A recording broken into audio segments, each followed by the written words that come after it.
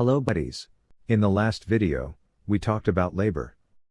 This video, we will cover another factor of production, capital. Capital is any human-made good used in production of other goods and services. We refer them as capital goods. For example, cotton, for fabric production, or paper, for book printing, etc. Capital goods are used in the production of consumer goods. They are nothing but goods or services purchased by householders, for their own satisfaction. This leads us to another topic, that is, the mobility of capital. Some capital goods can be transferred from one place to another. For example, a photocopier of one bank can be sold to another country.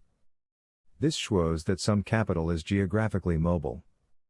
Capital like a coal mine or marine dock is fixed, and cannot be moved. Hence, they are geographically immobile. However, there is occupationally mobile capital. Such a selling van by toy seller can be sold to a bookseller. It really depends on the capital whether it's mobile, or immobile, geographically, or occupationally. Okay, so quantity of capital can be determined through gross investment. Now, I know this can be a little difficult to understand, and an example of net investment will make it clear. Imagine I spend 2,000 rupees on cotton, for making t-shirt fabric. $2,000 is my gross investment.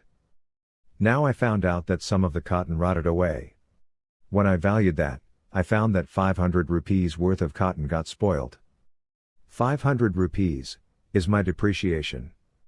So, if I want to find out net investment, I will subtract gross investment and depreciation. How can we improve the quality of capital goods? There are many ways you can do that. One way is advancements in technology, such as machineries that produce better quality products. Another way is development of robotics or AI. It is going to be phenomenal if AI is used in sectors like car production. It will not only boost quality, but also mass produce in less time. That's all for today.